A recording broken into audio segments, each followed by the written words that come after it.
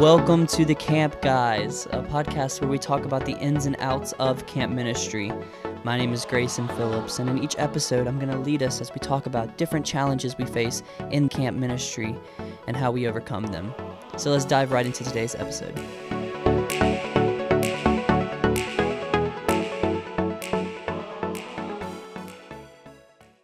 What is up, camp leaders? Welcome back to the Camp Guys podcast with me, Grayson Phillips, and Executive Director of Crowder's Camps, Mr. J. Oliver. Hello. Grayson, thank you, man, for all you do here at our camp. Just want to say that, and thanks for your beautiful introduction for the podcast. Thank you. You are a great camp guy. Hey, everybody out there today, we're going to talk about what everybody loves to talk about, and that's money.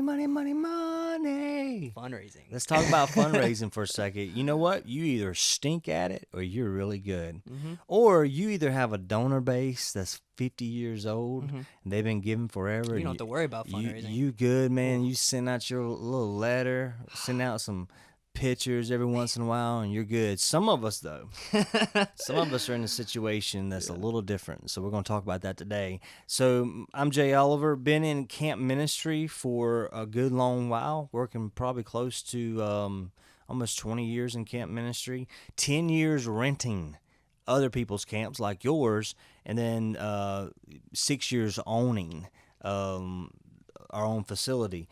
Over those past 6 years, I've had an opportunity to fundraise right at $1.3 million. So with saying that, some of y'all are like, oh, 1.3, that's not a lot at all. Well, don't make me smack you because I worked so hard to do it. Zero donor base. Yep. No, I didn't walk into the office and have 75 contacts. It was zero. Started from the bottom. Started with zero donor base and did it in 6 years. And I think that God orchestrated the whole entire thing. So here's a fundraising vision for you. I don't want something from you. I want something for you. I don't want to just take your money. I want to give you an opportunity to be a part of this ministry. That's where a lot of us mess up. We will not ask people the big ask. We won't ask people because we simply think we're trying to take something from them. Hey, we really could use $20,000. Well, no, Grayson, what it really is, hey, this $20,000 does this to change people's lives. So that's the big deal, that we have to have that fundraising vision motto to be able to make sure that fundraising is successful. And I'm not perfect. If I was perfect, I would have already raised $2 million more to build our new camp we're trying to build. So nobody's perfect in fundraising, but consistency is key when it comes to keeping donors and trying to raise funds. Yeah. I don't think it's a certain time of year. You know, everybody tries to lean in on Christmas, and different things like that. End of the year giving. Yeah. I don't really think it's that. I think it's consistency throughout the whole year that brings in the best results. So there's two types of fundraising. Some of you guys are donor-based fundraising. That means you got a list of people that support your ministry vision at your camp, which is cool. Man, we got that too now. Yeah. But we didn't have it at first. So the second type of fundraising is doing-based. Which was what that means is you create an idea that helps bring support to fund the ministry vision you lead. It can go all the way down to Boston Butts, just selling food. We went to a little different level. We did our Crowder's Ridge Chutes, which is snowless winter tubing, which is cool. And we're getting ready. This is top secret, so only the people listening to this podcast will be able to hear this. And I'm not saying we're doing it yet. I'm pretty sure we're doing it. Yeah. But we're looking at doing a wicked trail. We're going to try to capitalize on Halloween this year. There's going to be so many Halloween haunted houses and junk like that. So that's going to not be able to operate because of COVID-19. We're going to do an outdoor, socially distanced type wicked trail is what we're calling it. It will have a gospel feel to it. It's not going to have a lot of gore. But just walking on 50 acres of land in the middle of the dark, it's going to be scary enough. Absolutely. So we're going to charge entry fee for everybody, and we're promoting it as our fall fundraiser. So that's doing based. Yes, we do have a list of donors now. So we can send out an email to them anytime or letter to those guys. But I like doing. Yeah. The more people. All right, so let's look at this for a second. What happens if we bring 100 new families onto our campus through this Wicked Trail thing? Mm-hmm. What happens? You might find some donors through that. Exactly. Yeah. Exactly. It's marketing. Mm-hmm. When you do doing based fundraising, it becomes really a marketing tool for your camp. So one, you can get a potential better donor, not better. Anybody that gives is good. It's a bad word for it. Another donor to join your team. You get camp registrations through that.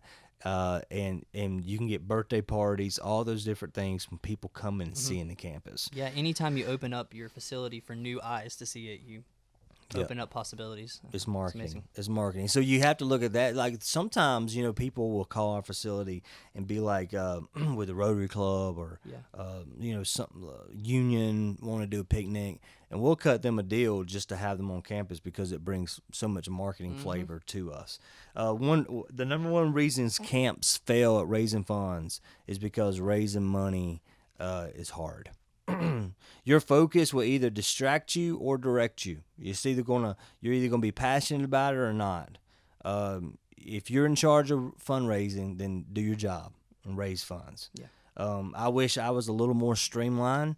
I'm a little too much hands-on as the executive director. I probably need to back off a little bit. And why are you laughing at me? Well, because we don't do our job. Like, you got to step in and do it for it. I'm just kidding. No. I do my job. I don't think it's that. I think it's I'm so interested in what happens. Exactly. I had to poke my head in. Mm-hmm. It's not that I don't trust my team. It's just, I'm in a different position because I founded the camp, and it's a baby to me. It's a child, really. And I want to make sure she's taken care of through it. So it's a little micromanagement. We all got room to grow, Grayson. And I got room to grow in that area too. So if you're in charge of raising funds, guess what? Raise funds, all right? There's 4 things to consider when you're fundraising. Number 1, a complicated strategy will kill fundraising. Dinners and dances and donors, oh my. Fundraising should be about shared moments of impact and not historical information. That's the worst thing you could do is share. We have 100 years of this and that. What happened last summer? That's where you have to have your marketing in on point with your videographer, your photographers for your peak season time. Well, Jay, we just don't have the summer staff budget to do that, but yes, you do. You hire somebody that can take pictures and take out trash at the same time. There's people out there. This is a little nugget. I'm gonna just ride this rabbit for a second. One of the biggest things we see in the upcoming generation is entitlement. There's a certain point of entitlement where, hey, I'm hired to do one job and one job only. Yep. We try to really stomp that out at our staff camp and through our interview process to really get people with servant hearts that are willing to do whatever. That's the kind of people we want. Number 2, passionate people stir passion in others. If you're not passionate, if you don't have passion about what you're trying to raise funds for, nobody's going to see it. You need to find somebody else that does and get them to raise money. Use your niche. Some camps have trains. Some camps have mountains. Some camps have big giant lakes, waterfalls. Use your niche to help raise you money. We don't have any of that. We do have Crowder's Mountain, elevation, 1,300 feet. Well, what we do have is a metropolitan city. Something most camps don't have. We can get to downtown Charlotte in 23 minutes. All on 85, we're there. So we're using that as our niche and saying, you know what, you don't have to drive 2 hours away to go tubing with your family. You can come here. And the same thing with the Wicked Trail idea with Halloween. I'm not saying we're going to be doing that every year. If it's a huge success and we make $35,000, we may. But I'm hoping to build a camp and get campers over there. Use the holidays. Again, we go back to don't just fundraise one time a year. But Christmas, Thanksgiving, people's hearts are stirred. We do have that tax end of the year to giving thing deadline. That's really good. Use your seasons. Again, you got Christmas, all that stuff. Number 3, where is the money? On the outcome, no matter what happens, it's your fault. Dreaming is not equal to doing. You can sit here all day long and say, man, I wish. Man, you just do it. You got to get on it. Passion without a plan equals pain. Abraham Lincoln said, you give me 6 hours to chop down a tree and I'll spend the first 4 sharpening my axe. You have to have a plan, because if you don't have a plan, it's going to bring a very complex pain to your life. People are going to ask you questions you're not going to know the answers to.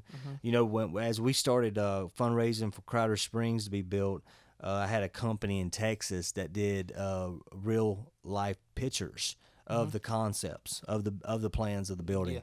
And it's probably one of the best things I did, because you could actually see the camp. They even did a video, a rendering of the video of the camp, and it's just incredible just seeing what it's going to feel like to roll up being in there. Being able to kind of walk through it. Yeah. And for donors, I mean, that's very important.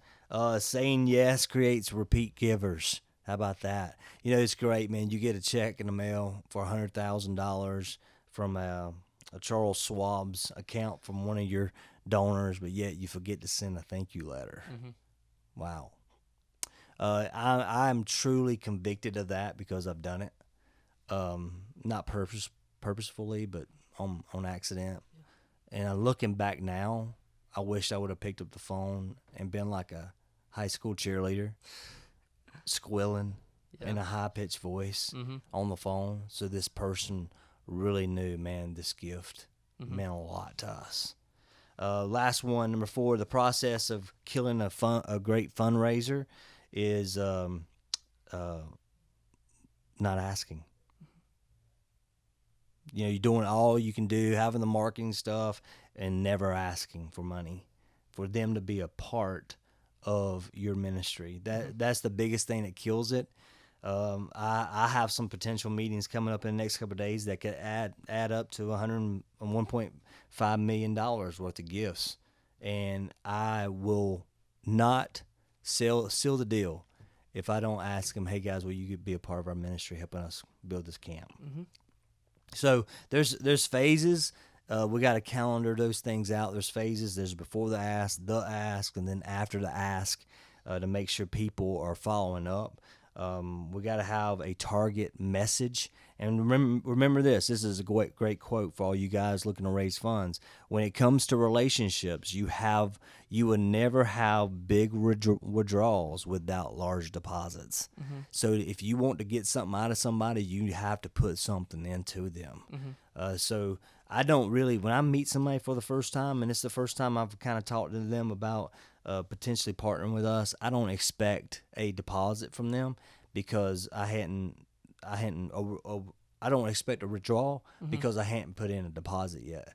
But if they come and visit the camp, then that's when that deposit starts happening. Absolutely. And we could potentially see a withdrawal. So get out there, camp people, and start withdrawing from people, because you're putting in large deposits. Every single one of you should go down your donor list today, send them a special note. Don't ask them for a thing, but just tell them how happy you are that they're a part of your ministry. Thanks for joining this episode, and on the next one, we'll have some more resources for you. God bless you.